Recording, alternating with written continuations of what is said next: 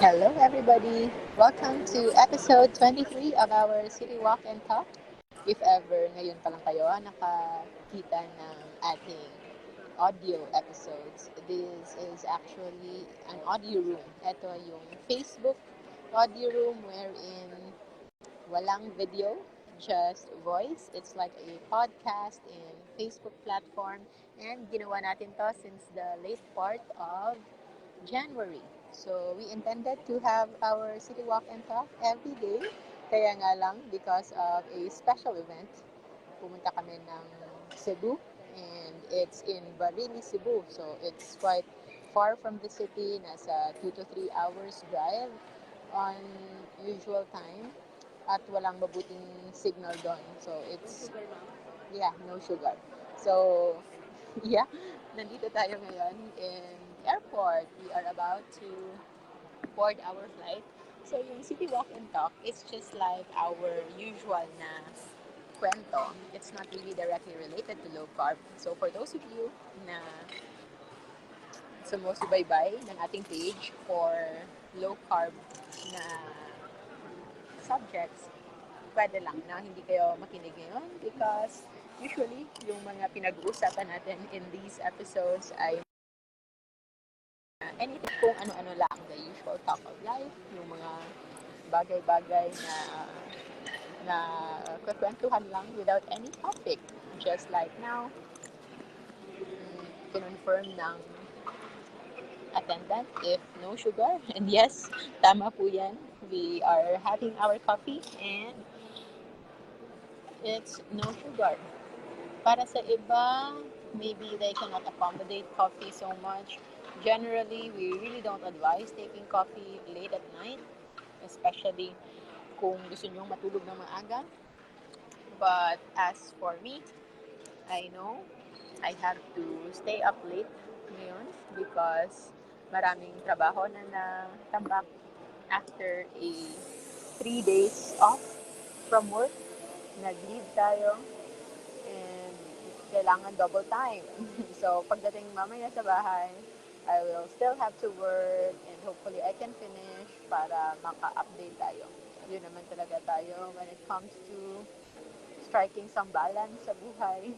We sometimes have to sacrifice a little in order to enjoy a little. So, merong trade-off. Everything in life daw ay dapat may trade-off. So, ngayon, the trade-off for this week's off sa work is na tambak na work, which is kailangan mo nang tapusin before the other work tomorrow. Kasi every day, we will have an operation. Sunday lang yung ating free.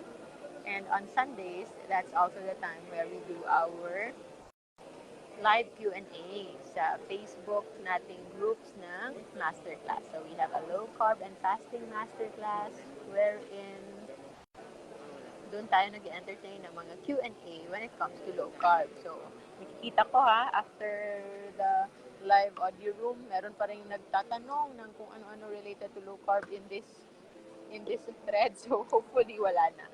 Those questions are usually entertained in our other posts related to low carb and fasting.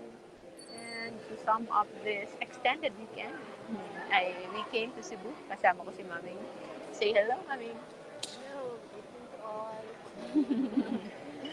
So, nag-attend kami ng wedding ng friend ko. And Cebu, as you all know, is my second home. Dito kasi ako lumaki. Nung lumaki na ako. Hindi yung lumaki nung bata pa ako. So, pagdating ko dito, malaki na ako. And dito pa ako mas lumaki in Cebu. Literally and figuratively ba yun? Hindi naman. So, mostly my adult life is in Cebu. And that's why majority of my friends and loved ones ay galing talaga sa Cebu. I have a strong connection to Cebu na hindi mawala-wala sa aking system. So, dito ako nag-college in Lahug. And dito na rin ako nag-med school in Ramos. And usually, hindi makakompleto yung aking Cebu trip without meeting my friends from med school and from college. And tonight, I met them kasama ni Maming and sabay-sabay kaming nag-dinner. Sobrang saya. Some of them met for the first time.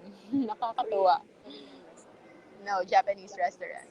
Ano yung kinain natin? So, we ate ramen na syempre yung natira na naman ay ang noodles and some of the sabaw kasi hindi naman talaga ako ganun ka mahilig sa sabaw except for ramen na thick ramen broth. Sobrang sarap. But I think yung Japanese resto na yon hindi nila forte yung ramen. Di ba? Na-realize ko na din kanina na whenever I eat in a Japanese restaurant, never ako nag-ramen.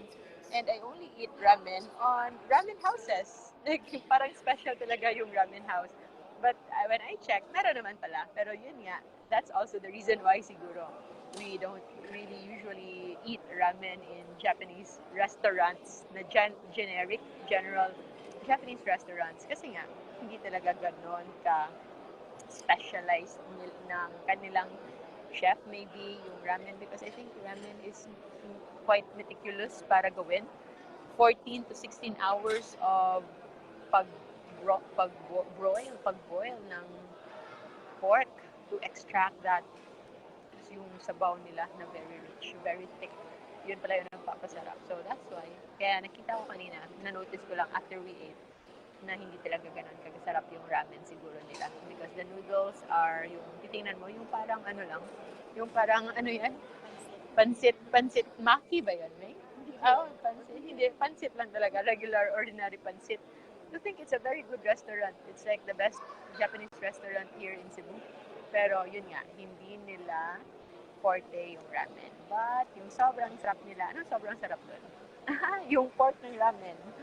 Yung pork ng ramen and yung beef teriyaki and pork ano yun? Anong pangalan? Hindi siya pork teriyaki eh. Pero sukiyaki cut, yung mga maninipis. Yung parang pork, bacon slices. Ganon. Yan, yung masarap nila.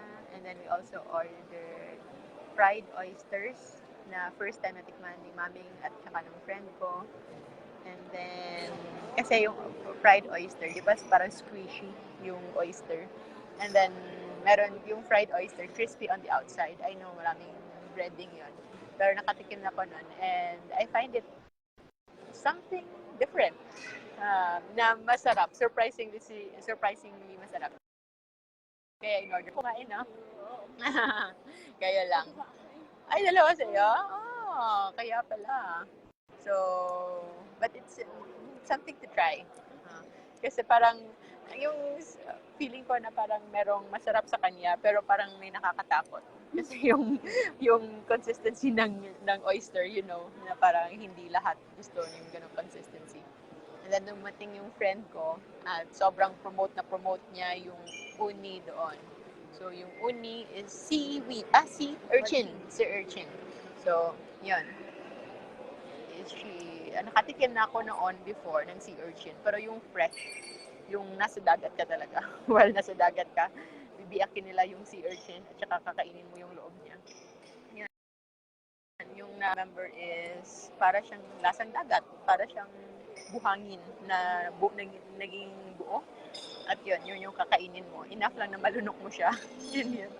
But with the mga sauce na nilagay, so yung parang malalasahan mo lang yung wasabi, yung kung ano-ano na lang, yung kalamansi, yun na lang yung mag-highlight when you eat that. But generally, pwede lang akong mabuhay. Like, nalunok ko siya ngayon. I think the experience of sea urchin now is better than the first time I tried it. But still, hindi pa rin ako order niya next time.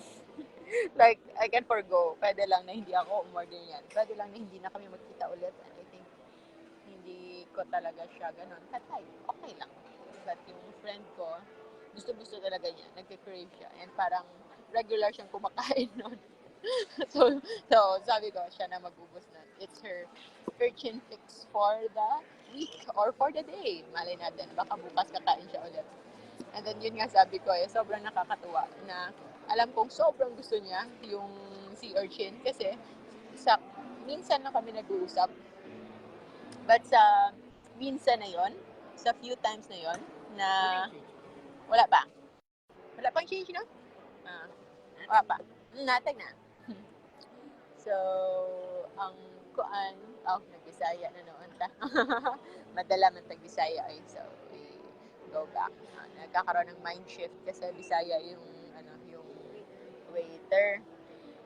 Saan ako nun? Oh, so yun yung sabi ko na sa sobrang madalang lang kami nagkakausap because most of my friends, I think all of my friends are like that. Low maintenance friendship. When we don't see each other, hindi talaga kami nagte-text, hindi kami nagchat-chat. Enough lang. Mabuti na yung maka-view ka ng story nila or maka-view sila ng story ko. Yun lang. But other than that, wala talaga. And it's no pressure friendship. And the moment na, uy, pupunta pala ako ng Cebu. So, yun lang. Immediate meet up lang din. Like, yung isang friend ko, nag-text ako sa niya ng 2 a.m. Uy, meron pala akong flight mamaya. Mamaya. And then, yun, siya yung kumuha sa akin sa airport.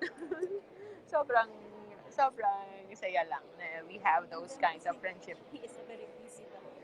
Yeah, all of them are very busy. Most of them are either doctors, yung isa lawyer, or very busy with the corporate world. But yun, we get to meet up. Sobrang nakakatuwa lang yung mga ganong friendship. And speaking of Bisaya, yung mindset na shift no sa language. Before, yun yung alam kong hindi pa activated yung utak ko. Meron yung friend ko before na alam niyang hindi pa ako fully gising kasi pagdating ko ng school, sabi niya every morning daw, kapag dumarating ako sa school, Ilonggo ako magsalita. And then, hindi lang din niya kinapol yung attention ko. Alam na niyang hindi pa ako gising. And then after, later in the day, like around lunchtime na, yun na, nagbibisaya na ako, nagsasabuano na. But every morning, nag-Ilonggo lang pala ako, hindi ko alam. Hindi ko Kasi nalalaman. kasama mong ate mo sa bahay. Kasama ko, oh, and even, noon, yung sister ko, we were together in Cebu nung first year college. I was in first year college, siya, fourth year. So, siya yung nag-train sa akin. Siya yung nag-train sa akin sa Cebu. Parang, ganon. Although, wala naman talaga, hindi naman talaga kasi kami traditional na family na meron talagang super hierarchy ng ate at kuya.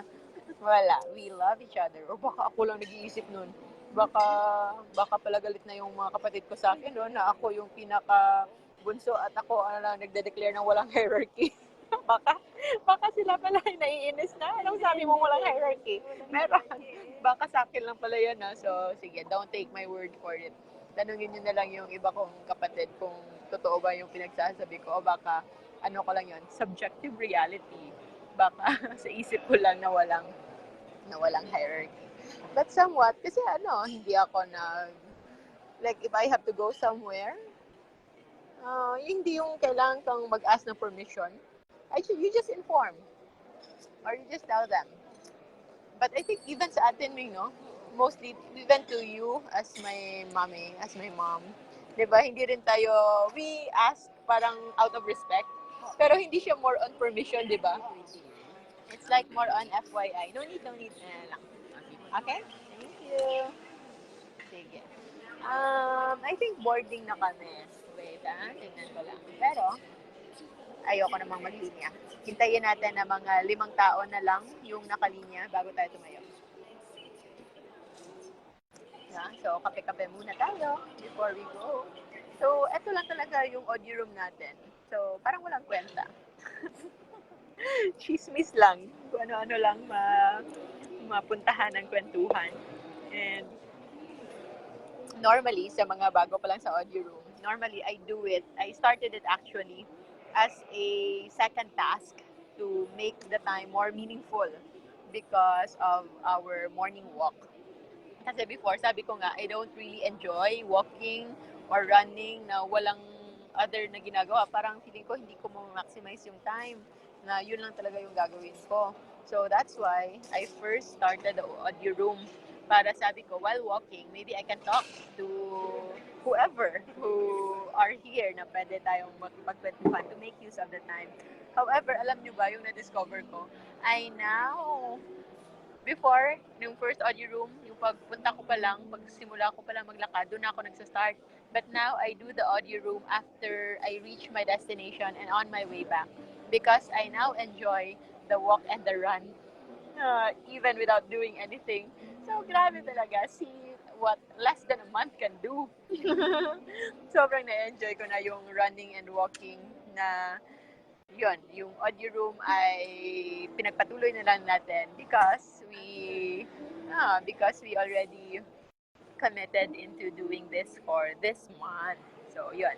Given, of course, na merong mga exemptions like walang signal, walang merong special event like that. But otherwise, we will do it because, yes, as much as I don't like commitments, but when I do commit, pinaninindigan natin yan. So, yan yung paninindigan natin and I'm so happy that February is about to end at matatapos na yung ating responsibility. Not that I complain, but, moving on na naman. Iba na naman. 5 days more. It's 23 now. So, 5 days more. So, we will still see each other. Not sure pa kung anong schedule tomorrow with work. But, hopefully, we can have our regular morning city walk and talk. So, I think yun lang muna for now. If you wish to be a part of our regular city walk and talk, we will do so again tomorrow. Maybe around hindi rin alam because hindi rin ako nagpapa-alarm in the morning. I usually wake up when I know na when my body naturally wakes up, and that is when I feel fully rested, and of course alam ko na kasya pa in my work time, work schedule. So, yun. Thank you so much, everyone, for being here. Maraming salamat, everybody, for being in the front row. Rochelle, of course. Ang cute-cute ng profile pic ni Rochelle, yung magkasama kami when she visited last time with you. And Flong, and Pressy, and Michael, and Brianna, and everyone in here. Maraming salamat. I'll see you again next time. And of course, in low carb and fasting, always remember to stay low carb so that we all stay safe. Have a good night, everyone.